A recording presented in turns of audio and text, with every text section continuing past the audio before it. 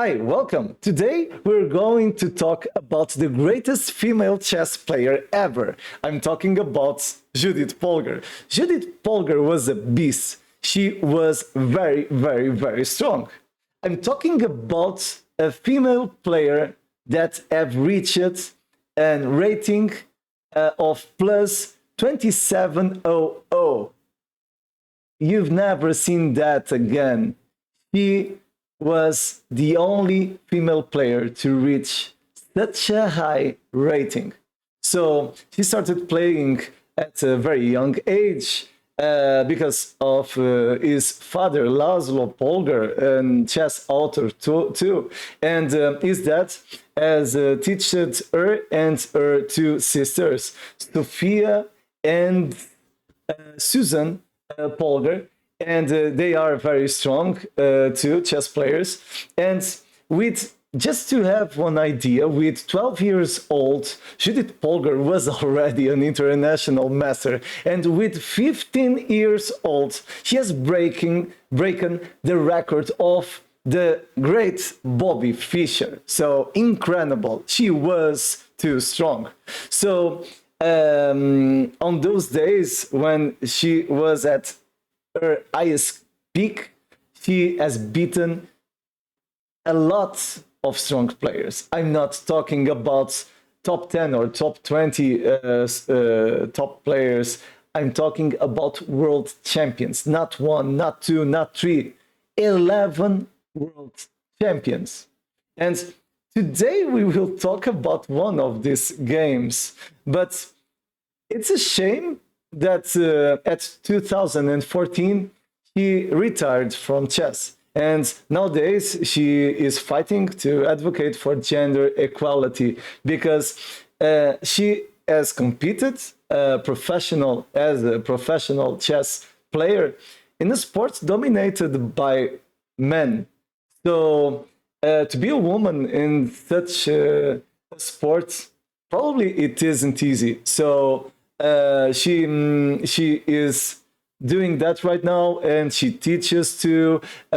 She writes books. So and she has a very big influence on our culture. So just to have one idea, I'm certain you're recognizing one of these photos, and I'm talking about the photo with Beth Harmon.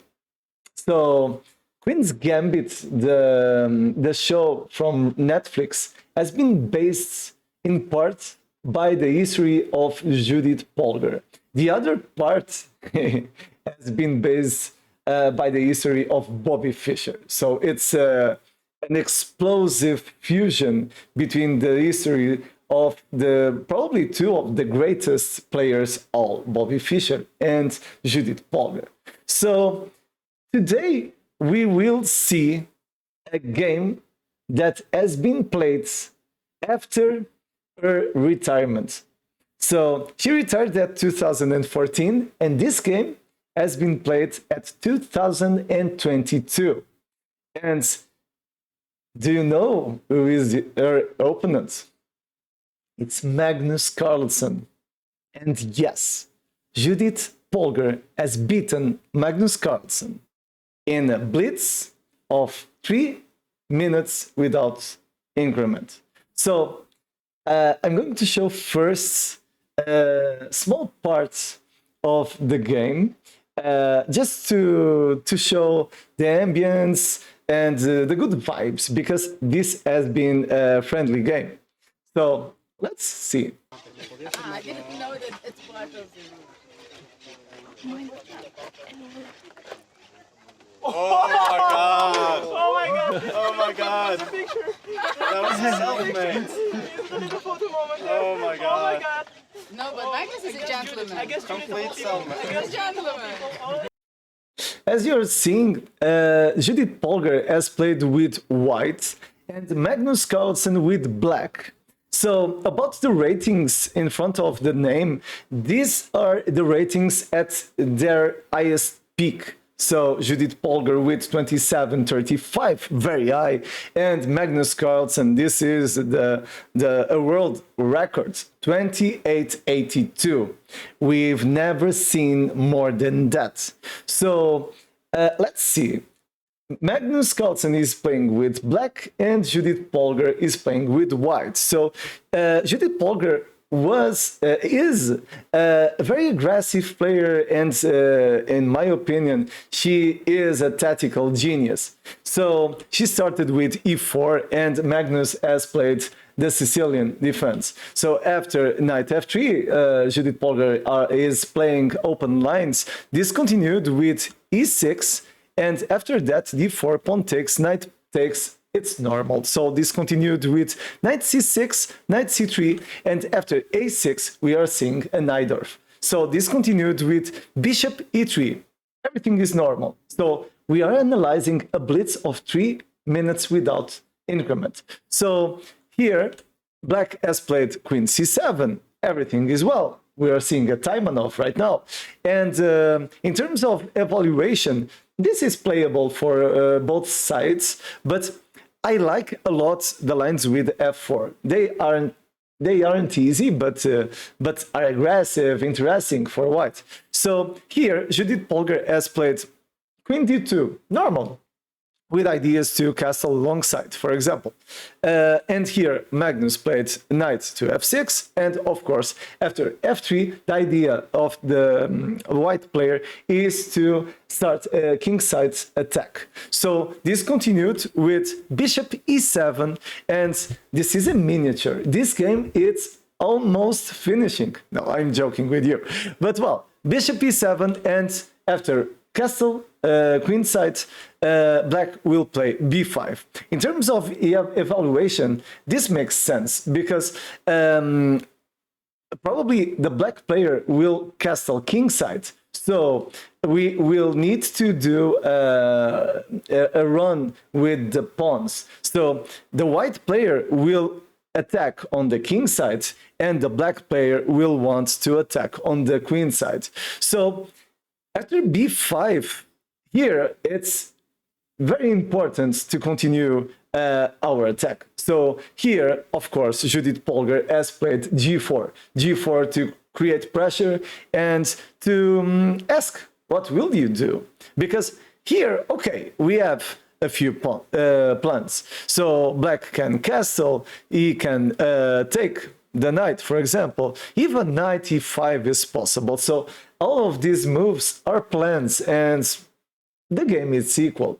So here, Magnus has played knight takes, and of course, after bishop takes, white has a good central control. So here, the idea is to play bishop b7, and of course, here, Judith Polgar will show why she was so feared by the top players. So here, this move isn't the best move. It's an imprecision, but creates problems for black, even because they are playing blitz. So it isn't easy to decide what to do with black. So here, probably the most normal idea is just to play the knight to d5, and okay, this game will continue with probably an equality for both sides. After knight e4, we have some pressure on the center, but I believe that it's possible to play knight b4, trying to create some problems on the queen side. So knight d6, bishop takes, or even I don't know. It's too crazy, but yeah. I was thinking about pushing the king to f8, but no, this wasn't good. And after pawn takes, this position is playable. Probably the black is better because is winning by 1 point. Of course, the king is on the center. White has an aggressive disposition for his pieces, but okay, this is playable. So the problem is that here Magnus will be creative, but not in a good way. So he has played knight takes g4. And if you want to practice a little bit your tactical moves, you can put the video on the pause. And before you put on the pause, don't forget to help me help you. Push the like button and subscribe. Thank you. Let's continue. So here, Judith Polgar has made the best move. So rook to g1. Very beautiful, because I'm creating pressure on the knight, and indirectly I'm creating pressure on the g7 pawn. So now, okay, black has problems, so he needs to push the knight to h6. It's not even, it's never good to see a knight on h6 because of his mobility. He doesn't have it. So, and here, Judith Polgar will continue with a very strong move. Bishop d3, centralizing the bishop, giving this bishop a new diagonal, and trying to, for example, create pressure on the e4 square.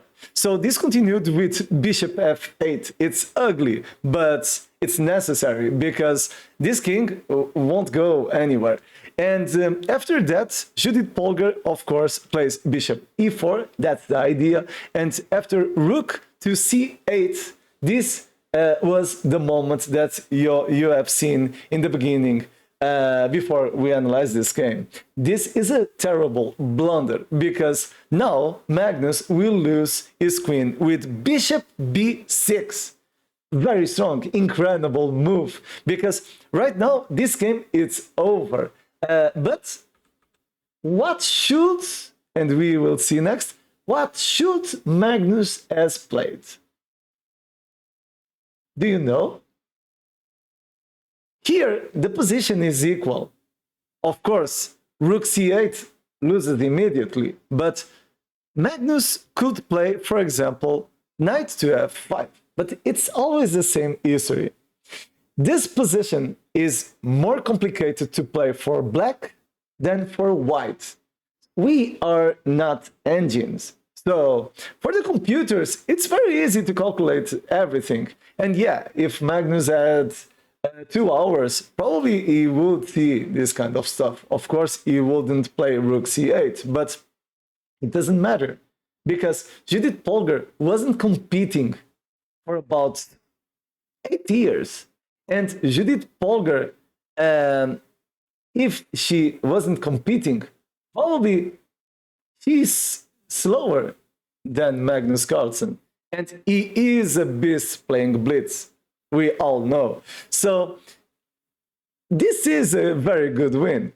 For example, after knight to f5, okay, probably bishop b6 would be the idea again, because queen cannot take or else queen gives checkmate in this square. So here queen c8, and okay, the black's position isn't pretty, but probably this is playable.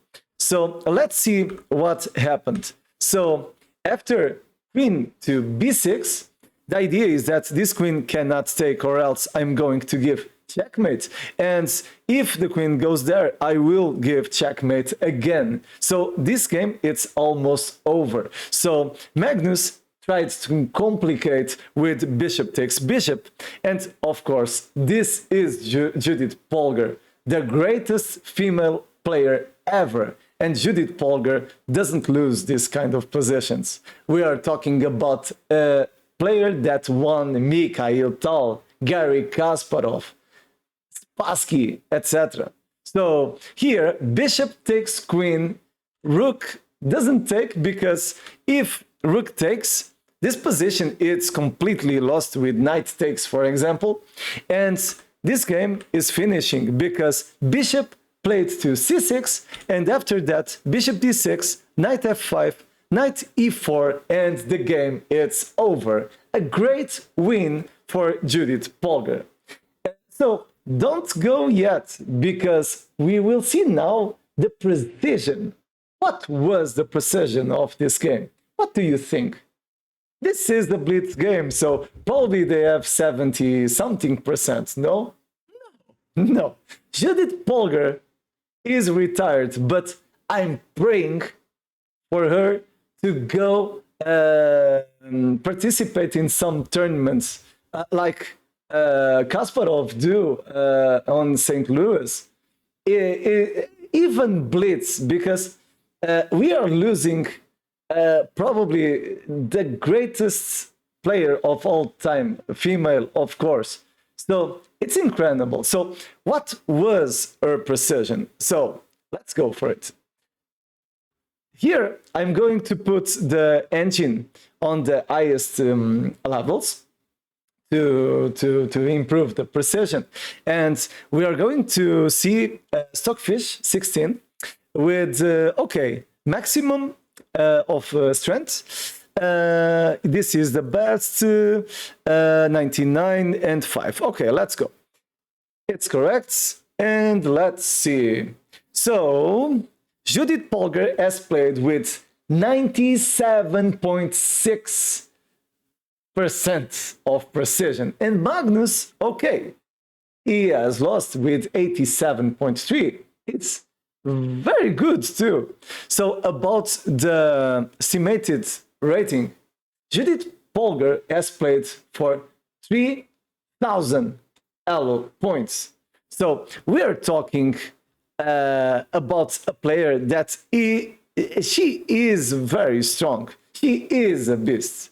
So I hope you enjoyed this video because I think if Judith Polgar has level at 2022 to play with this kind of precision against, on those days, the world champion, we should ask her, please, Judith Polgar, go back. Please return to compete, to competitions. Do a Blitz tournament.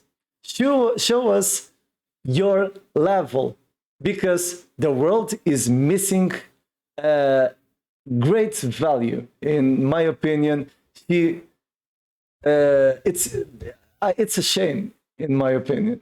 So I hope you enjoyed this video, and if you have your opinion and if you want to put here on the channel, or if you have any suggestion, don't forget, push the like button, subscribe, and comment below. Okay, tomorrow we'll be here again with another video. So till tomorrow, bye bye.